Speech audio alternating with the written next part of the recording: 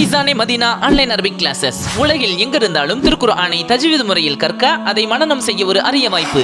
அத்தோடு அரபி மொழி பேச எழுத விரும்புவோருக்கு தனி வகுப்பு, பெண்களுக்கான ஆலிமா வகுப்பு என இவை அனைத்தும் தமிழ், இங்கிலீஷ், ஹிந்தி, உருது ஆகிய மொழிகளில் வயது வரம்பின்றி வார நாட்கள், வார இறுதி நாட்கள் என நடத்தப்பட்டு சான்றிதழ் வழங்கப்படுகின்றது. மேலும் விவரங்களுக்கு கீழுள்ள எண்ணை தொடர்பு கொள்ளுங்கள். பற்றி எறியக்கூடிய லெபனான், காசாவில் சட்ட மாணவி சுட்டுக் கொல்லப்பட்டிருக்கிறாங்க. அது மட்டும் இல்லாம சொந்த யூத மக்களையே காவு கொடுக்கக்கூடிய நெத்தன்யாகு. இது போன்ற செய்திகளை இந்த பதிவு நம்ம சுருக்கமா அறிய இருக்கிறோம்.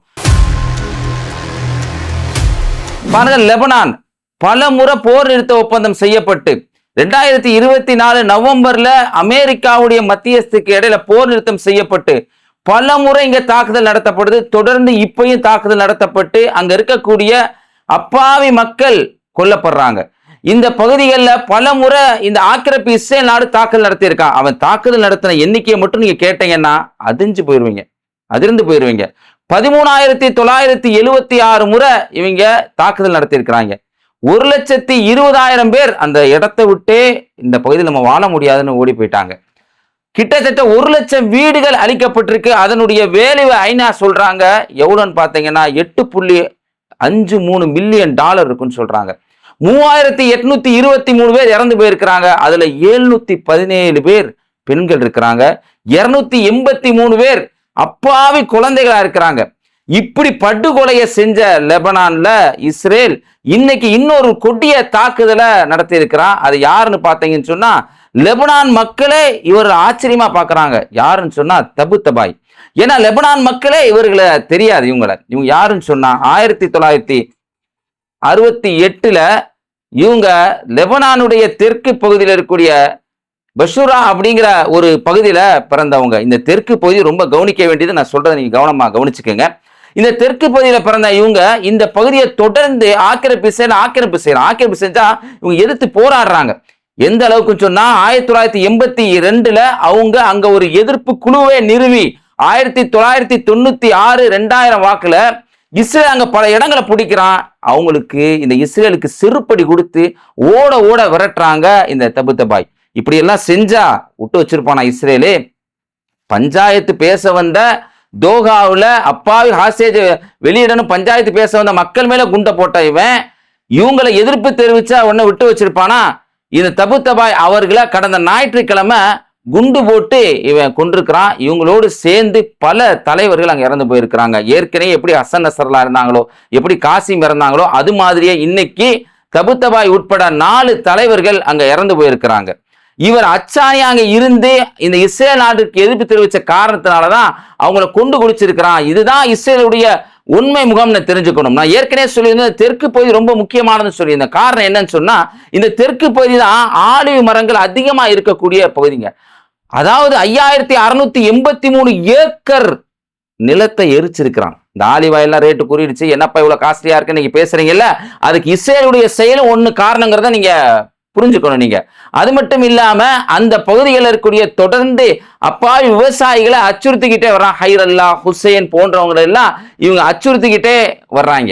அங்க இந்த பகுதிகளில் இவன் தொடர்ந்து தாக்குதல் நடத்துற காரணத்தினால அதற்கு எதிர்ப்பு தெரிவிச்ச தபுத்தபாய, அவருடைய இராணுவ கட்டமைப்பை அவன் உருவாக்குன்னு ஆசைப்பட்ட தபுத்தபாய இன்னைக்கு அவன் கொண்டு வச்சிருக்கிறான். ஹிஸ்புல்லாவுடைய மிகப்பெரிய லீடர்கள்ல ஒருவராகவும் இந்த தபுத்தபாய் இருந்திருக்காருங்கிறது கூடுதலான செய்தியா இருக்கு. அடுத்து நீங்க இன்னைக்கு காசால இருந்து வந்திருக்கக்கூடிய செய்தியை பார்த்தீங்கன்னா, ஒரு அப்பாவி சட்ட மாணவி, இவங்க வெஸ்ட் பேங்கை சேர்ந்தவங்க, 20 வயசு மாணவிங்க, இஸ்ரேலுக்கு எதிராக தொடர்ந்து போராடுறாங்க. இங்க வாழ்றதுக்கு எங்களுக்கு உரிமை இருக்கு அப்படின்னு சொல்றாங்க. சொன்ன காரணத்தினால குறி வச்சு அங்க அவன் கொண்டிருக்கிறான். நான் இப்ப சொல்லக்கூடிய இந்த விஷயங்கள்லாம் பாத்தீங்கன்னா, ஏற்கனவே நான் சொன்னது லெபனான், இப்போ சொல்றது நானு கசாவினுடைய வெஸ்ட் பேங்க் பகுதியை நான் சொல்றேன். இந்த வெஸ்ட் பேங்க் பகுதியில மட்டும் பாத்தீங்கன்னா 1083 பேரை கொண்டிருக்கிறான். இந்த அக்டோபர் 7, 2023 அப்புறம் மட்டும் 1083 பேரை கொண்டிருக்கிறான். தொடர்ந்து அவங்களுடைய கொடிய சிறைச்சாலையில பல பேரை கைது செஞ்சு தொடர்ந்து போட்டுக்கிட்டு இருக்கான். இப்படி இந்த வேலையை அங்க செஞ்சிருக்க சமயத்துலதான் அப்பாவி காசா மக்கள் தங்களுடைய வாழ்க்கையை எப்படி கழிக்கிறாங்கன்னு சொன்னா, பல இன்னல்களுக்கு மத்தியில், துன்பத்துக்கு மத்தியில தன்னுடைய வாழ்க்கையை கழிக்கிறாங்க. தொடர்ந்து அங்க மழை வெள்ளம், அதாவது மனிதர்கள் வாழக்கூடிய நிலையிலே அங்க பகுதிகளே இல்ல. கிட்டத்தட்ட 95% பகுதி அந்த இடங்கள்லாம் அழிக்கப்பட்டிருக்கக்கூடிய அந்த இடத்துல தன்னுடைய வாழ்க்கையை கழிச்சுக்கிட்டு இருக்கக்கூடிய மக்களுக்கு இவன் தொடர்ந்து அச்சுறுத்தல்களை செஞ்சுட்டு வர்றான். அதுல இன்னைக்கு பீத்திக்கிறாங்க உலக அளவுல. GHFன்னு வச்சிருந்தோம்ல, அதை இன்னையோட அந்த உணவு விநியோகத்தை அந்த சங்கிலியா நாங்க நிறுத்திடுறோம். அது மூலியமா நீ கொண்ட மக்களே 893 பேரை கொண்டிருக்கிறாங்க, அதை இன்னைக்கு நாங்க மூடிட்டோம் அப்படின்னு சொல்லிக்கிட்டு இருக்காங்க. இதுக்கெல்லாம் கசா மக்களுடைய வாழ்வு எப்படி தெரியுங்களா இருக்குது? இடிபாடு கீழே இறந்து போன மக்கள்லாம் இருக்கிறாங்களா இல்லையா, அவங்க எல்லாம் கண்டுபிடிச்சு அவங்களுக்கு இறுதியா செய்ய வேண்டிய வேலையை நம்ம செய்யணும் அப்படின்னு சொல்லி அந்த வேலைகள்ல ஒரு புறம் ஈடுபடுறாங்க ஒரு மக்கள். அப்படி ஈடுபட்டு அதுல கண்டுபிடிக்கப்பட்ட மக்கள் பார்த்தீங்கன்னா கிட்டத்தட்ட 582 பேர் கண்டுபிடிக்கப்பட்டிருக்கிறாங்க. அது மட்டும் இல்லாம மக்களுக்கு செய்ய வேண்டிய சேவையை தாண்டி இன்னைக்கு அங்க இருக்கக்கூடிய அந்த விலங்குகள் இருக்குல்ல, குறிப்பா வந்து இந்த பூனை எல்லாம் இருக்குதா இல்லையா, இந்த பூனைக்கெல்லாம் அதுக்கு யார் உணவு கொடுப்பா அப்படின்னு சொல்லிட்டு இந்த கேர்டேக்கர், அனிமல்ஸ் கேர்டேக்கர்னு சொல்லப்படக்கூடிய மேமோன் இப்ராஹிம் இந்த வேலையை எடுத்து கையில எடுத்து அங்க இருக்கக்கூடிய பூனைகளுக்கும் உணவு கிடைச்சிருச்சா அப்படின்னு பாக்குறாங்க. ஏன்னு காரணம்னு சொன்னா இதை நீங்க விஷயத்தை புரிஞ்சுக்கணும். அதாவது தண்ணி தாகத்தினால ஒரு தரையை நக்கிக்கிட்டு இருந்த ஒரு நாய்க்கு உணவளிச்ச ஒரு பெண்மணி சொர்க்கத்துக்கு போனாள் என்று நபிகள் நாயகம் ஸல்லல்லாஹு அலைஹி வஸல்லம் சொல்லியிருக்கிறாங்க. அந்த பொன்மணியை நினைவுபடுத்துற மாதிரி இவருடைய நடவடிக்கை இருக்குது. இந்த மக்களை தான் இன்னைக்கு ஆக்கிரமிப்பு இஸ்ரேல் என்ன சொல்றான்னு சொன்னா இவர்கள்லாம் கெட்டவங்க, தீயவங்க அப்படின்னு சொல்லிக்கிட்டு இருக்கிறான் அப்படிங்கிறதையும் நம்ம புரிஞ்சுக்கணும். அடுத்த ஒரு முக்கியமான செய்தி, நெத்தனியாகு இன்னைக்கு எப்படிப்பட்ட தலைவன் உலகத்துல சில பேர் மெச்சிக்கிட்டு இருக்காங்கல்ல, அவங்களுக்கெல்லாம் செருப்படி கொடுக்கிற மாதிரி ஒரு செயலை நம்ம நெத்தனியா செஞ்சிருக்காரு. தான் ஆட்சியை தக்க வச்சுக்கிறதுக்காக யூத மக்களையே காவு கொடுக்கிற ஒரு வேலையை ஈடுபட்டு இருக்கிறாரு. அது இந்தியாவையே சம்பந்தப்படுத்தி இருக்கிறார். பியூஷ் கோயல் நீங்க இன்னைக்கு நெத்தனியாவை சந்திச்சிருக்கிறாரு, இஸ்ரேலுக்கு போயிருக்கிறாரு அப்படிங்கிற செய்தியெல்லாம் நீங்க பரவலா பார்த்திருப்பீங்க. பாருங்க, இஸ்ரேல் ஆக்கிரமிப்பு நாடு என்ன சொல்லுதுன்னா, எங்களுடைய யூத குழுக்கள்ல 12 குழுக்கள் இருக்கிறாங்க, ஒருத்தவங்க மிஸ் ஆகி போயிட்டாங்க. அப்படியா, அது எங்க பாருங்க அப்படின்னு கேட்டா அது இந்தியாவில தான் இருக்காங்களாம். இந்தியாவில் மணிப்பூர்லயும் மிசோரம்லயும், மணிப்பூர் ஞாபகம் இருக்கு அவங்களுக்கு, நம்ம ஆனந்த் அம்பானி கல்யாணத்துக்கு போயிட்டு மோடி ஐயா அங்கெல்லாம் போகாம இருந்து இப்ப ரீசெண்டா தான் போனாரு அப்படின்னு நம்ம கேள்விப்பட்டோம்ல, அந்த மணிப்பூர்லயும் மிசோரம்லயும் இந்த மக்கள் இருக்கிறாங்க. இவங்களுடைய பேர் என்னன்னு சொன்னா பீனி மனோசோவா அப்படிங்கிற மக்கள். இவங்க 5800 பேர் இருக்கிறாங்க. இவங்களை 1200 பேர் நாங்க முதல்ல கூட்டுற போறோம், இதுக்காக வந்து 27 மில்லியன் யூஎஸ்டி நாங்க செலவழிக்க போறோம் அப்படிங்கிற ஒரு செய்தியை சொல்றாங்க. 27 மில்லியன் யூஎஸ்டி செலவழிச்சா அவங்களை பாதுகாக்கிறது தானே இருக்கும் அப்படிங்கிற ஒரு கேள்வி வரலாம் உங்களுக்கு. இந்த மக்களை எங்க போய் குடியமர்த்த போறாங்கன்னு சொன்னா லெபனானுடைய தெற்கு பகுதி கிரியாட் ஷோம்னா, அதாவது இஸ்ரேலுடைய வடக்கு பகுதி, எந்த பகுதிகளில் இன்னைக்கு மக்கள் இறந்துகிட்டு இருக்கிறாங்களோ, மக்கள் செத்து போயிட்டு இருக்கிறாங்களோ அந்த பகுதிகளில் தான் நீ போய் இருக்கணும். இதுக்கு முன்னாடி என்ன சொல்லிக்கிட்டு இருந்தாங்கன்னா, நீங்க எல்லாம் பூர்வீக குடியில கிடையாது, உனக்கு அங்கீகாரமே கிடையாது இந்தியாவில இருந்து வந்தா அப்படின்னு சொல்லிக்கிட்டு இருந்தவங்க இன்னைக்கு உனக்கு அங்கீகாரம் இருக்கு. ஆனா நீ தங்க வேண்டிய இடம் எது தெரியுமா, எங்க சண்டை இருக்குதோ எங்க பிரச்சனை இருக்கோ அங்க போய் நீ தங்கு அப்படிங்கிற ஒரு வேலையை செஞ்சிருக்கிறாங்க.